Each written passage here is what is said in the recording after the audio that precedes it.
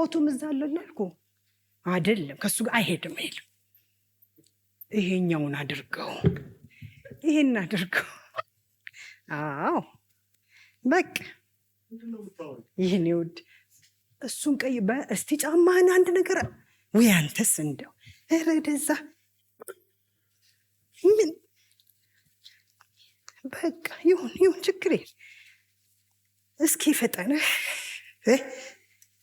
አቤት አምላክ ትረዳኛለህ እንዳስለመድከኝ የኔ ውድ የኔ ፍቅር ትረዳናለህ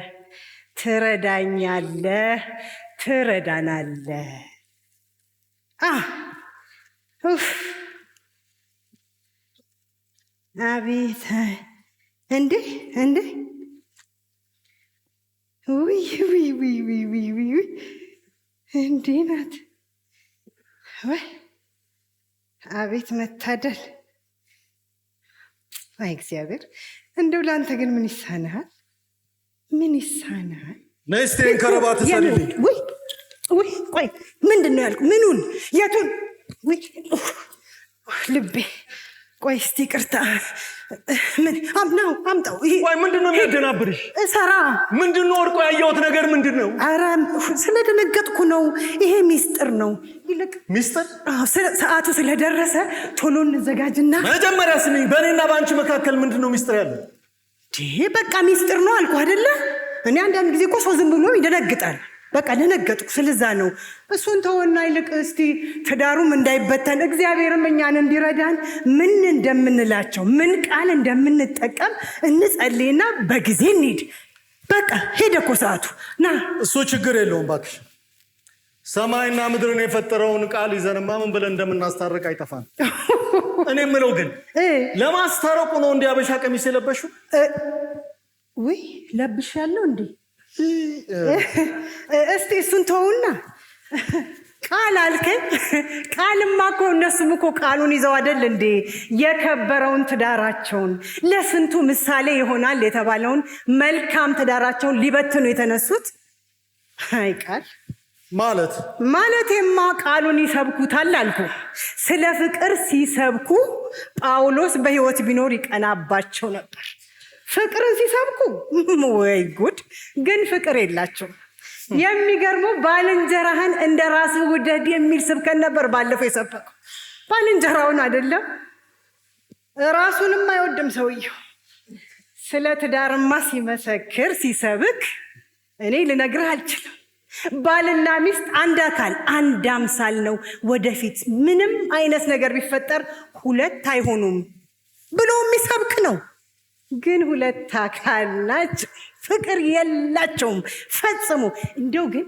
ስለ ትዳር ሲነሳ በተለይ ስለኛ ትዳር ሲነሳ በጣም አውረዱ ብዙ ነው ብቻ አላንሳው ቤት ይቁጠር የቤታችንን ጉድ ቤት ይቁጠራቸው በይ ወደዚህ አታምጩ እኛ ቤት ሰላም ነው እኛ ቤት መተሳሰብ ነው ያለው እኛ ቤት ሚስጥር የለም አይደለ አመሰግናለሁ ጥሩ ያው እንግዲህ ቃሉን ላለመተላለፍ ጻድቅ የለም አንድስ እንኳን ስለሚል ብዬ ነው እንጂ ልክ ነህ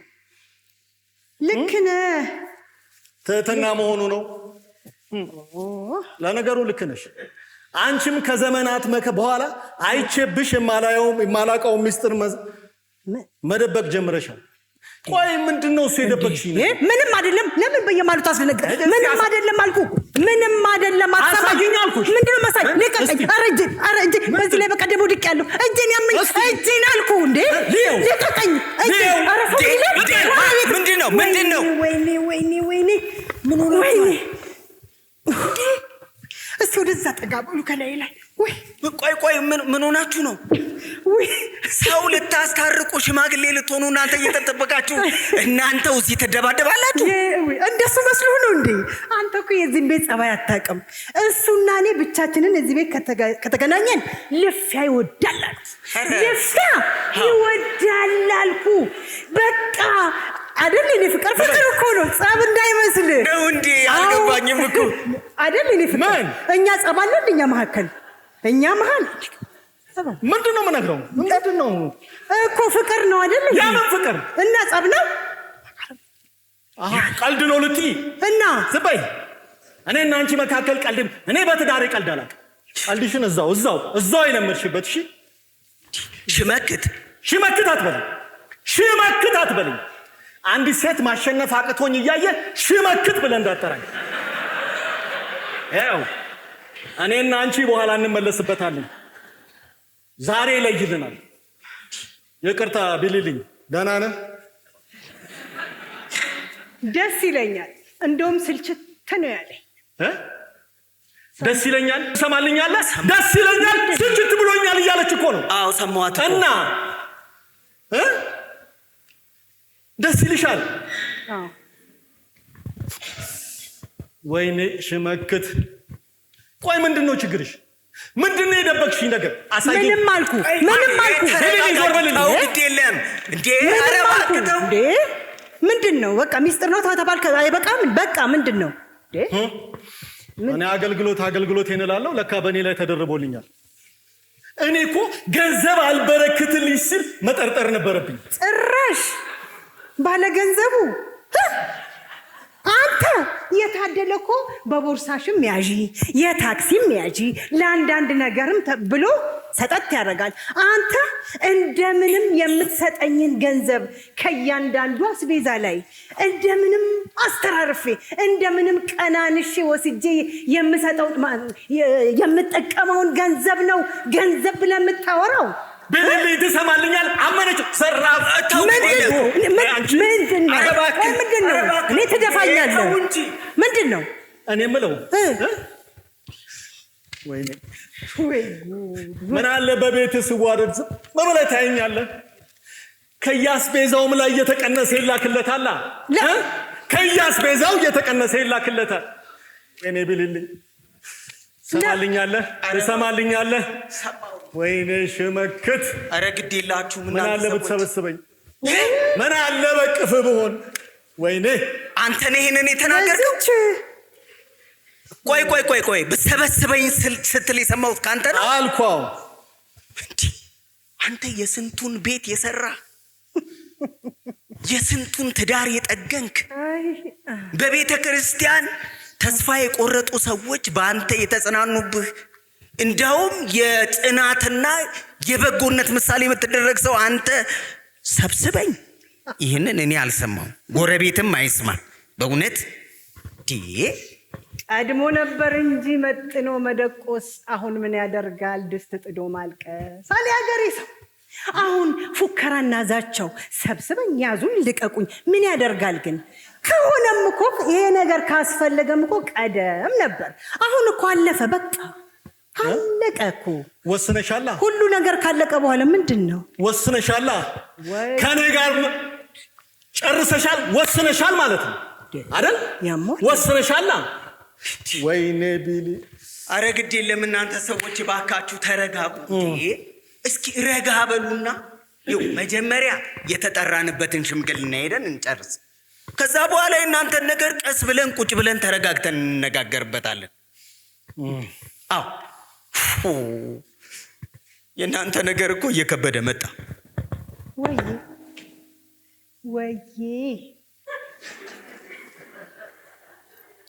ወይዬ የኔ ፍቅር፣ እኔም በጣም ደስ ብሎኛል።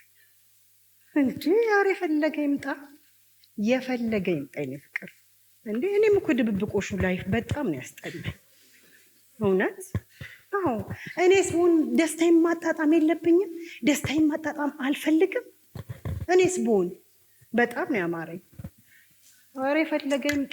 ቢሊ ትሰማልኛለህ? የሰማሁ እኮ ነው። ትሰማልኛለህ ወይ? ደስታዬን ማጣጣም አልፈልግም ወይ እያለች እኮ ነው። አዎ አለች። ቆይ ምንድን ነው የፈለገችው ደስታ? እየሰማሃት? እኔ ሳልፈ ደስታዬን ማጣጣም እፈልጋለሁ፣ በቃኝ፣ አስፈልጎኛል እያለች እኮ ነው።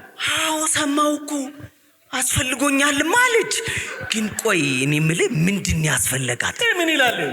ቆይ ሚስት እንዲህ ብትለህ ምንድን ነው ብለህ ትመልስላታለህ? ሚስቴ የኔ ሚስት አስፈልጎኛል ብትለኝ ፈልጊያለሁ ብትለኝ አረ እንደዚህ አልመልስላት።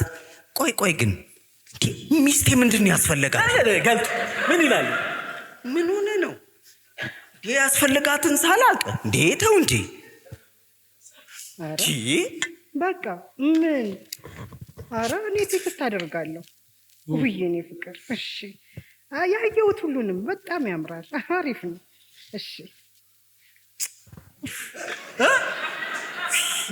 አንተ እኔ ጋር ነህ እንዴ? አብራችሁ ስታወራል ነበር እንዴ? ምንድነው የምታስደነግጠኝ? እኔው ፊትማ እኮ እኔ እዚሁ ቤት ሆነሽማ አይከብድም? በአንድ ከንፈር ሁለት ሰውማ። አረ ወይኔሽ አንቺ ምንድነው አንቺንም ያልሴትዮ እንቃ ወይኔሽ መክት ወይኔሽ ምን ሆንክ አንተ ደግሞ? አንተ ደግሞ ምን ያስቃል? አሁን እዚህ ምን የሚያስቅ ነገር አለ? ምንም እዚህ የሚያስቅ ነገር እኮ ኖሮ አይደለም። ግን ያኔ ገና ኤሌመንተሪ ስኩል እያለሁ የአማርኛ አስተማሪ የነገሩኝ ቅኔ ዛሬ ገና ገባኝ። የእውነት ምን ብለው ተናግረው ነበር መሰላችሁ? የፍቅራቸው ይባስ የመዋደዳቸው ጥማድ በሬ ያልፋል በመካከላቸው ብለው የተናገሩት ያ ቅኔ ዛሬ ገና ገባኝ በእናንተ። እና ከኛ ጋር ምን አገናኘው? ከእናንተ ጋር አረ ምንም እንዴ ምንም አይገናኝም። ራሱ ነው አረ ማለት አረ የእናንተ ነገር ለማስታረቅም ይከብዳል። የእናንተ ነገር ከባድ ነው። በቃ እኔ ካልሆነ ይልቄው ተረጋግተን መጀመሪያ የተጠራንበትን ሽምግልናው ነው። እባክህ ዝም በል። አዎ እሺ በቃ ከማትሄዱ ከሆነ እኔ ወይ ቡና የለም። አረ የምን ቡና ነው? አሁን የቡና ሰዓት አይደለም። ምን ሆነሽ ነው? ወደ ሰዎቹ ጋር ሄደን እናስታርቃቸው። እንዴ ይው ሰዎቹ እኮ ችግር ውስጥ ናቸው። አልጋ ራሱ ከለዩ ቆይተዋል ነው የሚባለው። አዎ እውነትህ ነው። እውነት ነው ስልህ እንዴ ቆይ ምንድን ነው ችግራቸው? እንዴ ችግራቸውን ተነጋግረው መፍታት እየቻሉ አልጋ መለየትን ምን አመጣው? አልጋ መለየትን ምን አመጣው? ይሄ ከባድ። ኧረ እባክህ። አዎ እውነትህን ነው። ከባድ ነው እንዴ ታዲያስ በዚህ በብርድ እንኳን አልጋ ለይተህ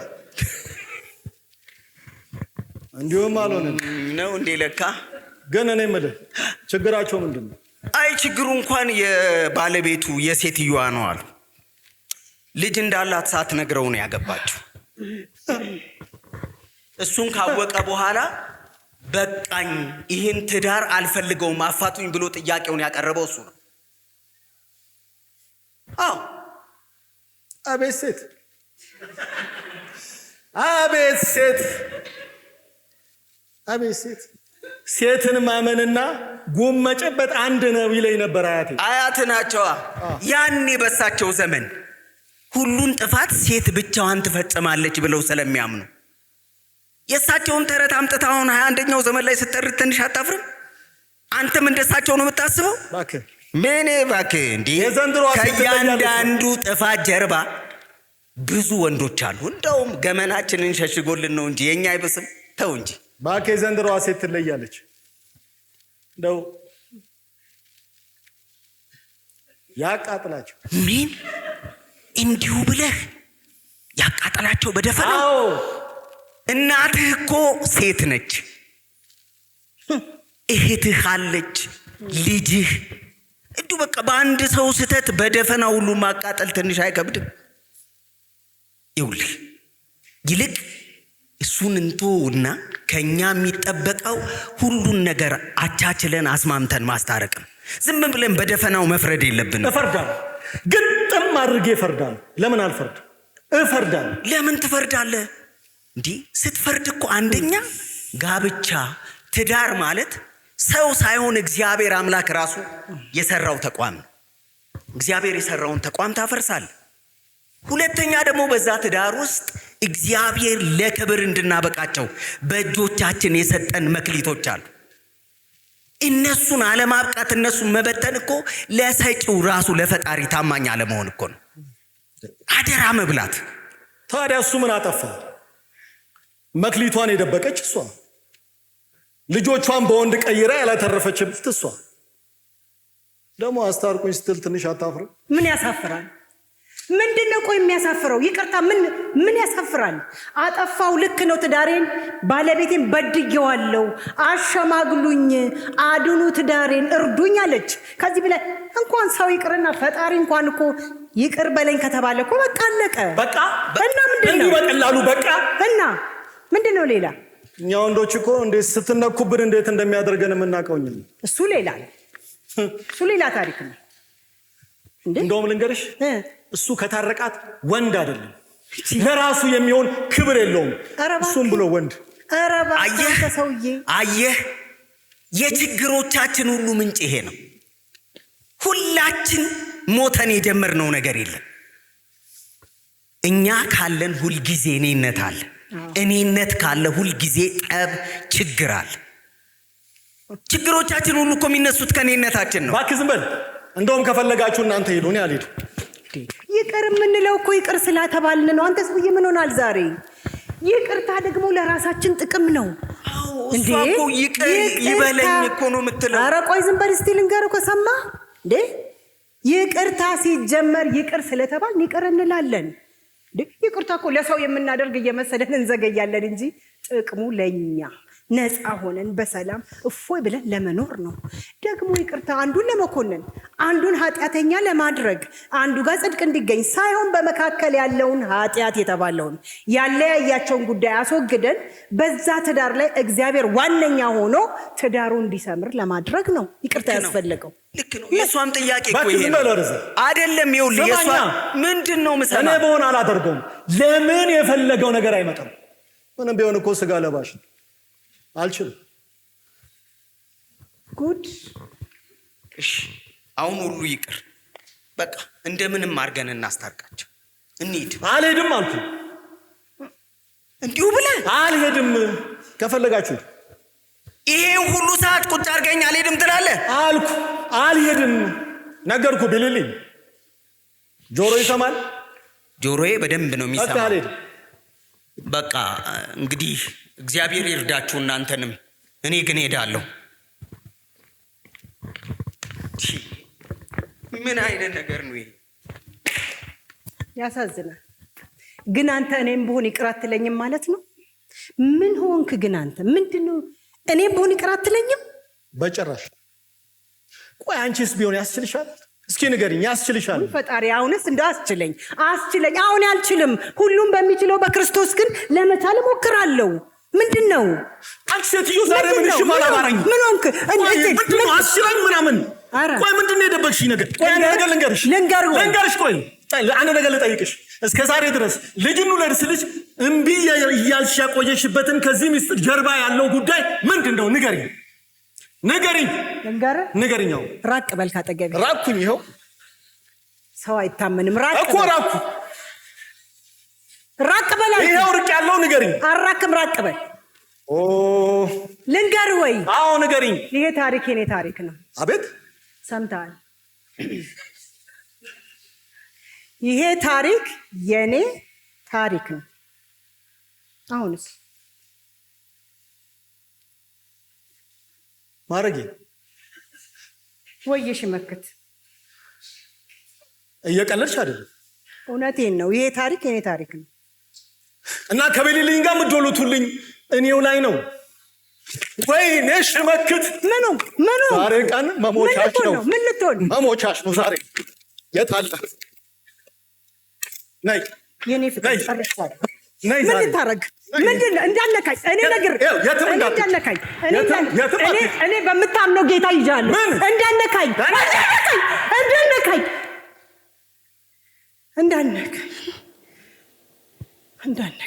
ሽመቅት አንተም አባ ወይ ልጄ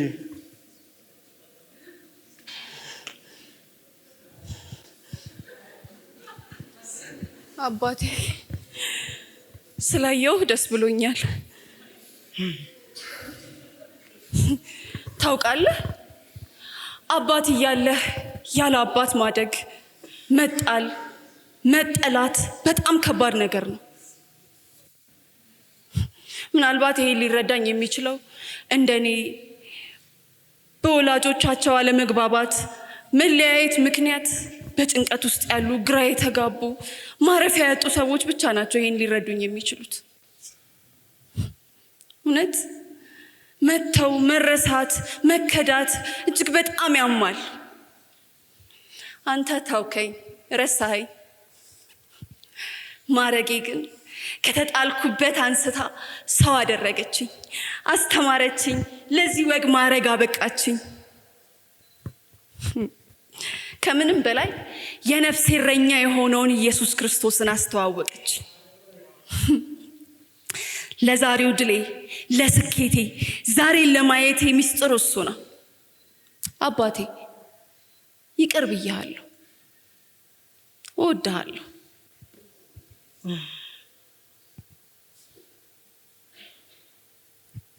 እኔስ በሆን ልጄ እወድሻለሁ። እናቴ ወይዬ የኔ ፍቅር፣ ሰው ባስፈለገኝ ሰዓት ከጎኔ ነበር። ከምንም በላይ ደግሞ ከዘላለማዊ ሕይወት እንዳልጎድል አድርገሽ ጠንካራ በራሷ የምትተማመን ሴት አድርገሽ ስላሳደግሽኝ አመሰግናለሁ።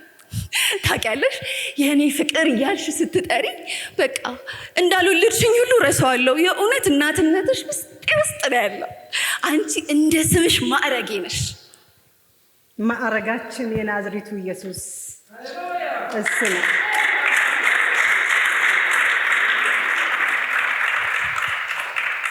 ለእኔ ክብር ሊሰጥ ስለፈለገ እንጂ እውነተኛው አዳኝ፣ እውነተኛ አሳዳጊ፣ የድሃ አደግ አባት እሱ ብቻ ነው። እሱን አመስግን።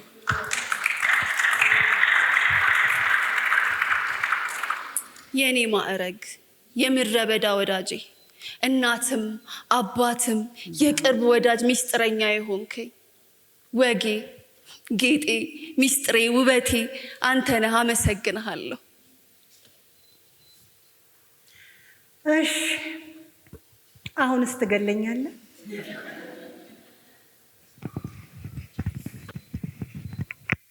ከየት አገኘሻት?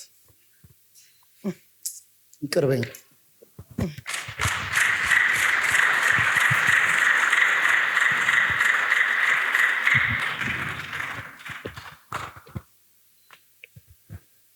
ይቅር ልባል የማይገባኝን እኔ እንዲያው ይቅር ስላለኝ እንዲሁ ይቅር እልሃለሁ።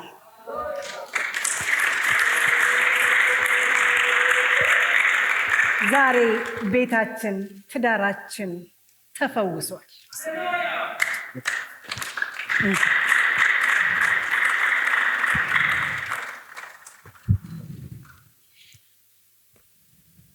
ፍቅር፣ ደስታ፣ ሰላም ለዘላለም ጸንተው ይኖራሉ። የምስራቹ ወንጌል ፍቅር ነው፣ ይቅርታ ነው። ፍቅር ተዘርቶብን ፍቅር ሊያድግ ይገባልና ይቅር እንባባል።